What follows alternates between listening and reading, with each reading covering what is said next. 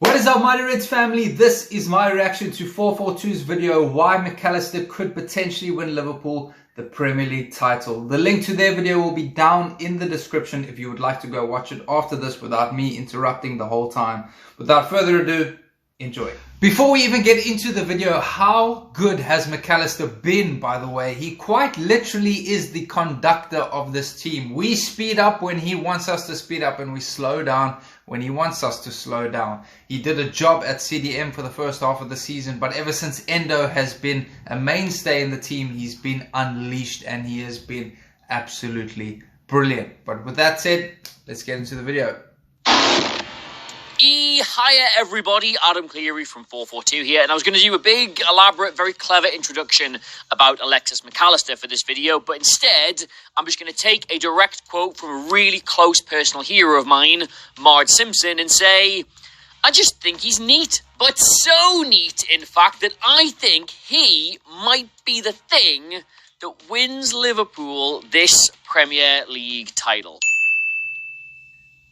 Tell us. Now, full disclosure, Liverpool came from behind to beat Brighton with this lineup at the weekend, and I very nearly did our main Monday video on this instead of that Arsenal City snooze fest, but the algorithm is a cruel mistress, so we're here today. But first off, I really should say that as somebody else who also has a rich history of Scottish ancestry, but still manages to inject a little bit of like Latin or Southern American flair to everything he does,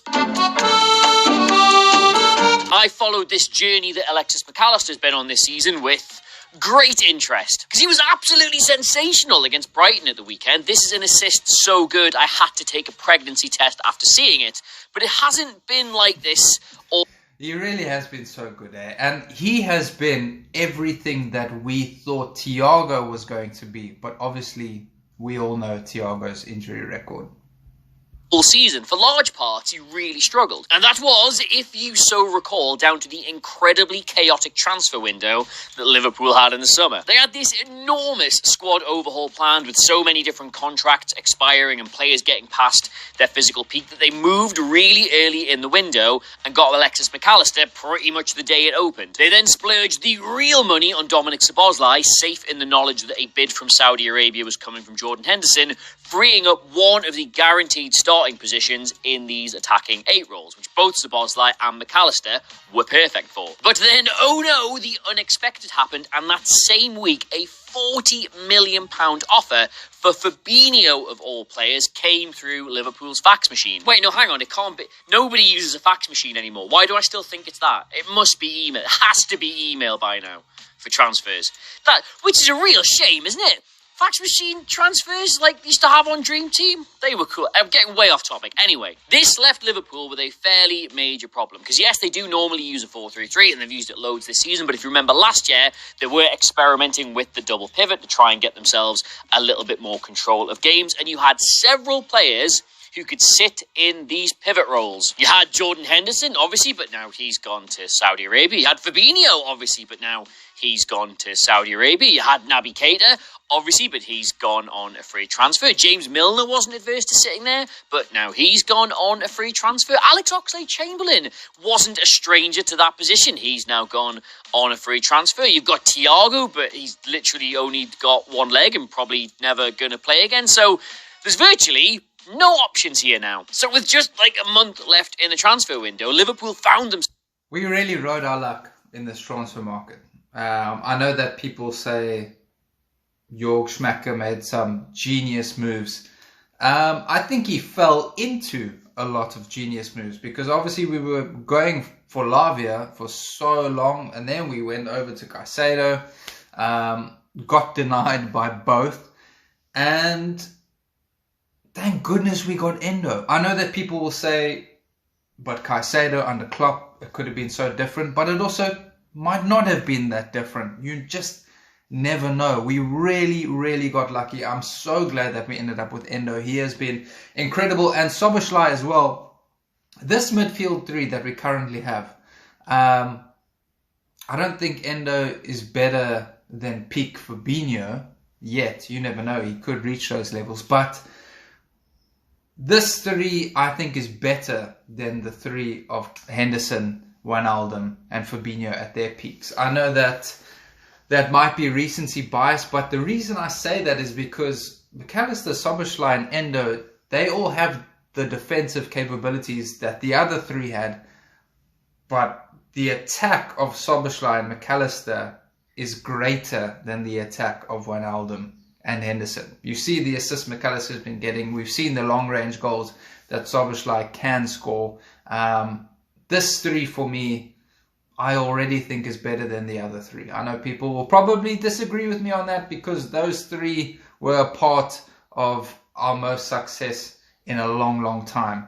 But I just think these three, especially those two, Szoboszlai and McAllister, just offer a lot more than Henderson and Wijnaldum. With only Alexis McAllister signed to play as an 8 who could reliably play as a 6, even though that was nowhere near the best use of him. Now, obviously, they went out and they got Endo, but there wasn't much fanfare there. His reputation wasn't particularly high. And then they went out and got Gravenberch, who, again, can sort of play there, but is way better elsewhere. And so, with neither of those two players considered a suitable option, in the opening weeks of the season, Liverpool fielded Alexis McAllister in this sitting midfield role. And I hope he won't mind me saying this, right? But he sucked. And the first major questions about this transfer started to get asked when Liverpool played. I disagree with that. I think he did a lot better than people actually gave him credit for. And the rocky start in terms of the red card that he got against Bournemouth, I think it was Bournemouth, was never a red card, and that didn't help him at all. But otherwise, yes, he wasn't a brilliant CDM, nowhere near Endo now, but the job that he did for us, I think he did a really good job. I mean, we weren't sitting where we were in the table with him as a CDM because he was doing a bad job. So yes, he wasn't incredible, but saying that he sucked, I think he did a decent job for us there while he was there.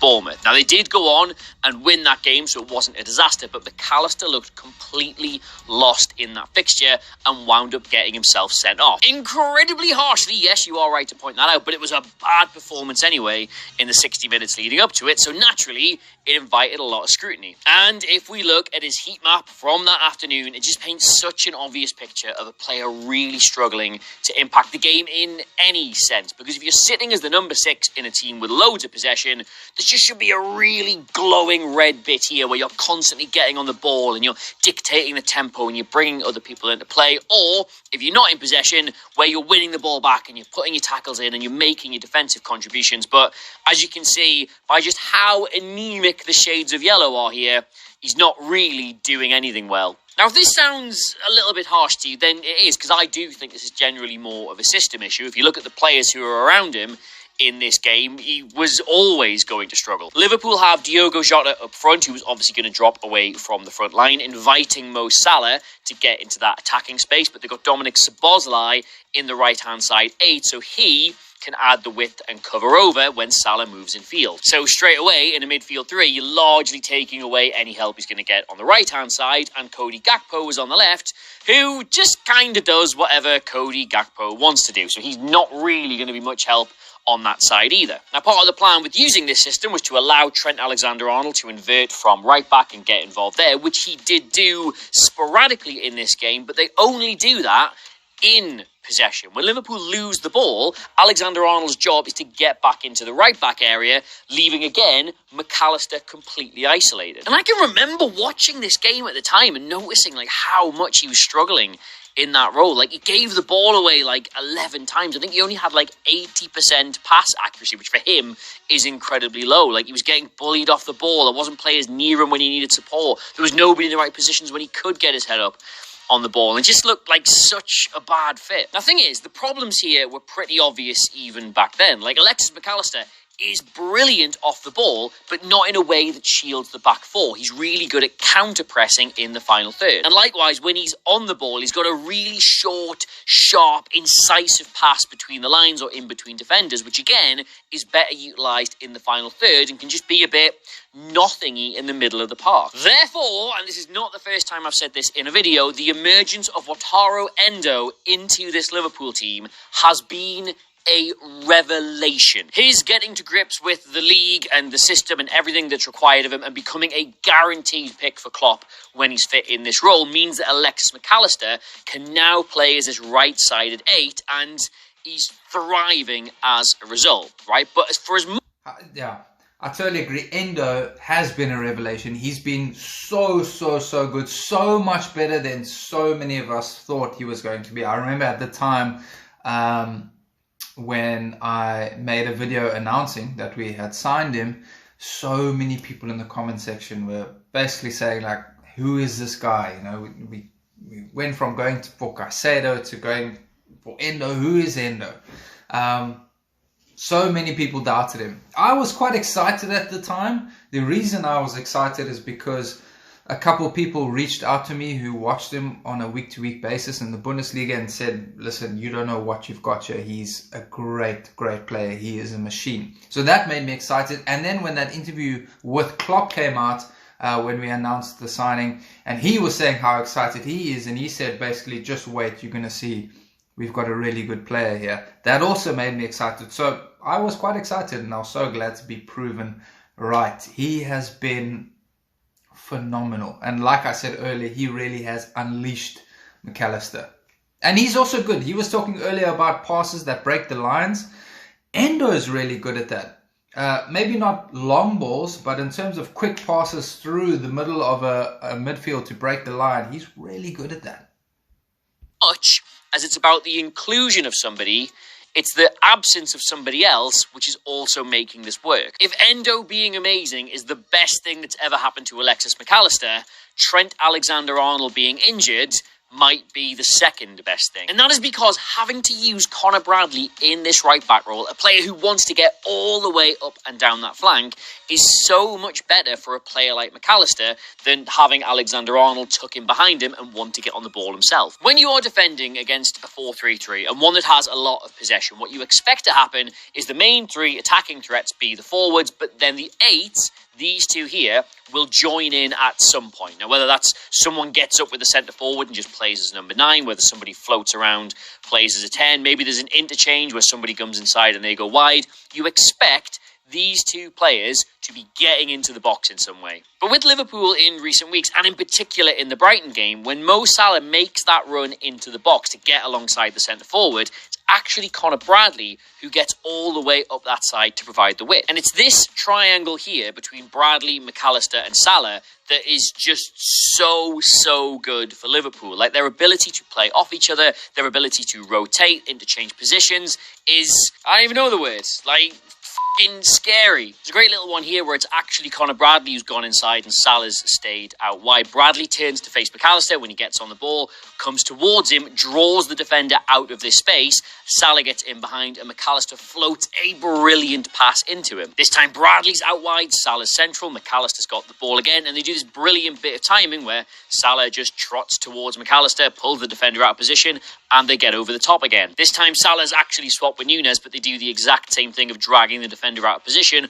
Bradley makes the run in behind, McAllister times it perfectly and slips him in. Like, it's actually nuts how effective this is for them. Like, this is every chance that McAllister directly made in this game. So we're not even including all the ones he made with somebody else then went and did the bit, right? They're all in the right-hand half space when he gets on the ball and he can feed it into the box. They got 5 chances off that exact thing alone. And the goal might not have any nice little triangles I can draw on it, but it does just illustrate like what level of quality he has in these really tight spaces in the final third, both in terms of his technique and his brain up here. Like, Dominic Szoboszlai murders this ball into his feet. You could give me 100 goes at control. It was such a good touch. That touch, everyone talks about the pass. The touch is so good, and it sets him up perfectly to make that pass.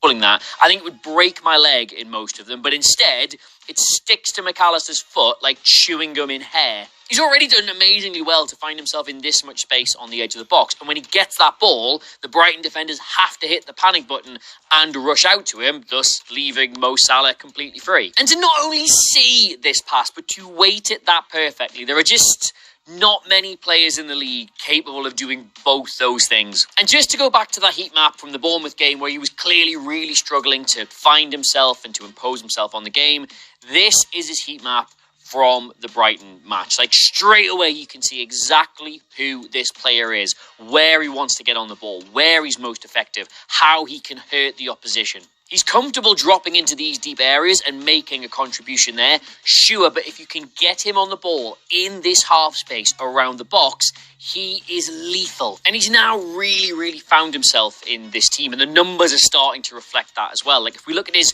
shot-creating actions from his opening 4 games for Liverpool, so just anything he does on the pitch which leads to a teammate getting a shot, I think he had something like 5 total in those first 4 games. But compare that to his last 4 games for Liverpool, he's had 31 in just 4 matches. He had 11 alone against Brighton. Now, you might be looking at that thinking, well, yeah, obviously he was playing as a 6 and now he's playing as an 8, so he had far more defensive responsibility here, which he now doesn't have, so he's just focusing on creating. So obviously those numbers are going to go up, and good point. But shall we look at his defensive contribution as well? In those first 4 games for Liverpool, he successfully made a combined 16 tackles and interceptions. And in his last 4 games for Liverpool, he has made a combined 16 tackles and interceptions. Like, his defensive contribution, his responsibility in this team has remained the same. It's just that now he's able to add what he's really good at the same time. And speaking of that defensive contribution... So good. Him and Szoboszlai together are so good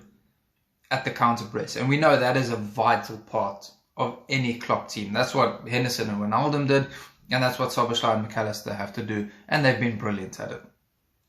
Right, I want to show you how mad his stats are for that this season compared to last season with Brighton. So this is Alexis McAllister last season. It's not really his job, although Brighton do obviously enjoy a high press every now and then. He obviously wasn't responsible for getting the ball back too much. Not his game, you would assume. But now this is him this season. Like, it's a combination of playing as a number 6 in the early exchanges, but also Liverpool's desire to win the ball back in the final third. He's sort of emerging as one of the best high-pressing, ball-winning midfielders in the entire league. Now, bear in mind, this is a player who does all his best work just outside the box and is currently registering like an assist every 60 minutes or something in the last couple of games. No other player has blocked more passes, has read the game better when the other team have the ball than him. Like, he's right at the top of the charts for the ball won in the middle third of the pitch, which is just so important. People can't really dribble around him at all. He blocks things, is really high. Like, you take his ability on the ball to make stuff happen, like that Salah assist, and you put it in the shell of a man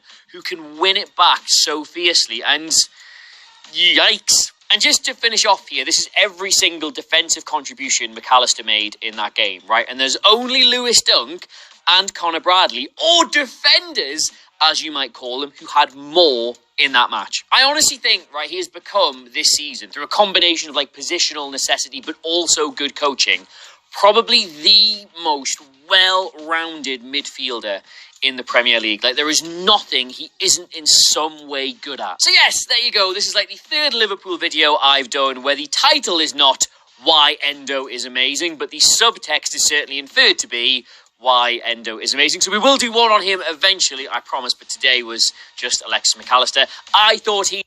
Another great video, as always. Like I said, the link to their video will be down in the description. I'm really enjoying these 442 videos on Liverpool. Extremely insightful. So please go subscribe to them if you haven't already. And please drop a like on this video. Drop a like on their video. Give me a subscribe. Give them a subscribe. And I'll catch you on the next one.